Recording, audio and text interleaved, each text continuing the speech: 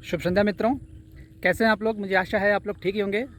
तो फ्रेंड्स, हमारे कस्बा मीरानपुर कटरा जनपद शाहजहाँपुर में पिछले 6 दिनों से लगातार बारिश हो रही थी और जैसा कि आप देख सकते हैं आज जो है वो धूप निकली है, सूरज निकला है।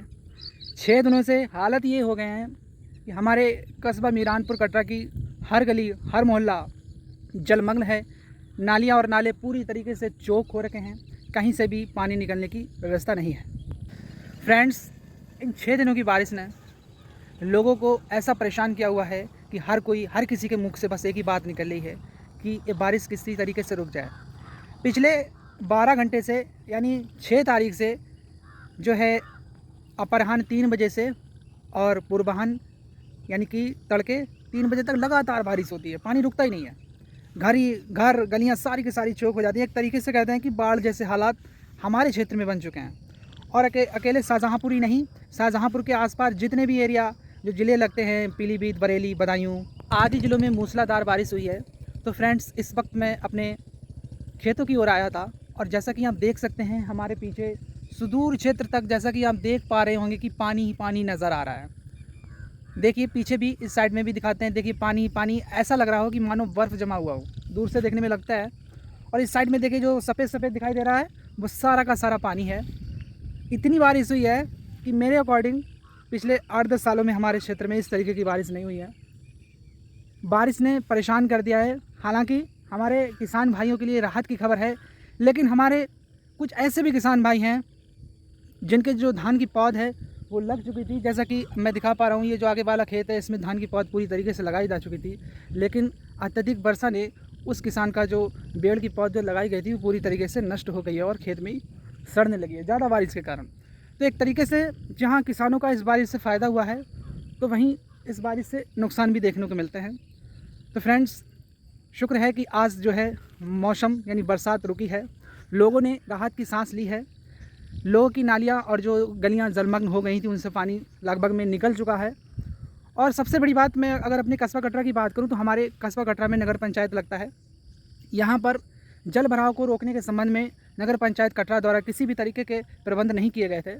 और जब इस तरीके की मूसलाधार वर्षा होती है तो इसके उपरांत जो है नगर पंचायत कटरा जो क्षेत्र के जो नाले और नालियाँ और जो साफ़ करने की चीज़ें हैं, जो सिल्ट सफाई का कार्य है वो प्रारंभ किया जाता है। हालाँकि ये सारे कार्य जो है बरसात जब शुरू होती है इससे पहले कर लेने चाहिए, लेकिन नहीं, जब लोग अपने घरों में डूब रहे हैं, उनके घरों में पानी भर रहा है, खाना बनाने की दिक्कत है, हर तरीके से परेशान है, लोगों के कमरों तक पानी पहुंच गया था। कल की अगर मैं बात करूं अपने एरिया की, कमरों तक पानी पहुंच गया था, हालात ये हो गए थे। तो एक तरीके से नगर पंचायत की यहाँ पर घोर शिथिलता एवं लापरवाही सामने आ रही है। तो फ्रेंड्स, आज का ये हमारा जो मैंने बताया पिछले 6 दिनों का मौसम का हाल, और आज सुकून है। तो चलिए फ्रेंड्स, बात कर लेते हैं हमारे स्कूल के बच्चों की, नौनिहालों की। तो देखिए हमारे जो स्कूल्स हैं उनमें 1 जुलाई से जो शैक्षिक सत्र है, जो पढ़ाई है वो 1 जुलाई से, हालांकि शैक्षिक सत्र जो है वो अप्रैल से प्रारंभ होता है। तो 1 जुलाई से जो स्कूल्स खुलने लगे हैं और कुछ बच्चों ने जुलाई से पहले ही यानी कि मई में ही सारी की सारी किताबें, बैग्स और सारा का सारा सिस्टम पहले से ही तैयार कर रखा था। लेकिन इसके साथ साथ फ्रेंड्स, कुछ बच्चे ऐसे भी हैं जिन्होंने जुलाई शुरू हो गई है, स्कूल खुलने लगे हैं, अभी तक किसी भी तरीके के बैग्स, बुक्स वगैरह उनके गार्जियन ने उनको नहीं दिलवाई हैं। और बच्चे भी यही चाहते हैं कि वो घर बैठ के आराम से मौज मस्ती करें, उनको जो है वो पढ़ना ना पड़े। तो फ्रेंड्स, मैं सभी गार्जियन से ये अनुरोध करता हूँ कि अपने बच्चों की जो भी बुक्स, किताबें रहती हैं और जो भी उनकी अध्ययन सामग्री, बैग्स हैं, जो भी चीज़ें रहती हैं वो अच्छे से ख़रीद लें और अपने बच्चों को नियमित तौर पर स्कूल भेजना प्रारंभ करें।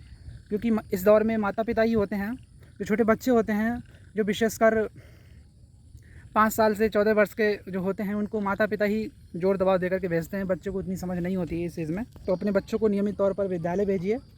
देखिए पेरेंट्स को ये चीज़, बच्चे को देर से स्कूल भेजेंगे, जुलाई शुरू हो गई, अभी तक किताबें नहीं खरीदी हैं, तब समझ आती है जब उनके साथ का उनका जो बच्चा है, उसका हमउम्र है या जो उसका साथी है, वो शिक्षा के मामले में आगे निकल जाता है। तब जो है उनको इस चीज़ का आभास होता है, लेकिन तब तक देर हो चुकी होती है। और वे बच्चे जिन्होंने स्कूल के खुलने से पूर्व यानी कि मई में ही अपनी सारा का सारा जो जितनी भी किताबें हैं वो ख़रीद ली हैं, उनमें अच्छे से जो कवर रहते हैं, जिंद रहती हैं, चिट रहती हैं, है ना। बच्चों में बड़ा शौक़ होता है कि जो कवर चढ़ाएंगे उनमें चिट लगाएंगे, अच्छी सी रंग बिरंगी फूल वाली या कार्टून वाली, फिर उसमें नाम लिखेंगे। नाम लिखने का बड़ा शौक़ रहता है बच्चों को। तो वो सारा का सारा मैनेजमेंट वो बहुत अच्छे से कर लेते हैं। लेकिन जो बच्चे बचते रहते हैं पढ़ाई से, है ना, बच्चों को उतनी समझ नहीं होती। हालांकि माता पिता को तो सही समझ होती है कि हमें किस टाइम पर अपने बच्चे के लिए क्या करना है। तो मैं ऐसे पेरेंट्स, ऐसे गार्जियन, उनसे कहना चाहूँगा कि अपने बच्चों को जो भी उनकी शिक्षण सामग्री है उसको उनको लेकर के दे दें और अपने बच्चों को नियमित तौर पर स्कूल भेजें, जिससे कि वो बच्चे भी कुछ सीख सकें और ज्ञान को प्राप्त कर सकें और अपने जो भी विकास है उसको कर सकें। लेकिन जो बच्चे नियमित तौर पर स्कूल जाने की पहले से उन्होंने प्लान कर रखा था कि जैसे ही 1 जुलाई आएगी हमको स्कूल जाना है। मैं अपने आसपास के बच्चों की बात करूं तो ऐसे ऐसे बच्चे हैं जो जुलाई आ भी नहीं पाए, उन्होंने पहले से ही सारी किताबें खरीदी, सारा बंदोबस्त, अपना जो भी किताबें, books, bag, pencil, rubber cutter है वो सारा का सारा खरीद लिया और उन्होंने किताबों को पढ़ना घर पर ही शुरू कर दिया। अपने जो भी बड़े लोग हैं, अपने भाई हैं, बहन हैं, माता पिता हैं, उनसे पढ़ना शुरू कर दिया और काफ़ी चैप्टर, यानी 1-2 चैप्टर उन्होंने घर पे ही पढ़ना शुरू कर दिया। अच्छा, अब होता क्या है कि वे बच्चे एक बार अपने आप जो हैं स्वयं उस पाठ को पढ़ चुके हैं और दूसरी बार उनका शिक्षक उनको जो है क्लास में उस चैप्टर को पढ़ाएगा। तो ऐसे बच्चों की जो समझ है अपने पाठ के प्रति, अपने चैप्टर के प्रति बहुत अच्छे से उनको समझ आता है और ऐसे बच्चे ही स्वयं का विकास करते हैं और आगे बढ़ते हैं। तो देखिए, बच्चा कोई किसी से कम नहीं होता है, बस होता क्या है कि उसको एक सही गाइडलाइंस और दिशा की ज़रूरत होती है, जो कि बच्चे के माता पिता, उसके जो बड़े लोग हैं वही दे सकते हैं। आप बच्चे को अपने स्कूल भेजेंगे तो फिर वहाँ पर जो सारी की सारी जिम्मेदारी है बच्चे को देख रेख की वो शिक्षक की आ जाती है। तो सबसे पहले तो आप अपने बच्चे का जो है उसको विद्यालय भेजिए, ज़्यादा कुछ नहीं आपको करना है।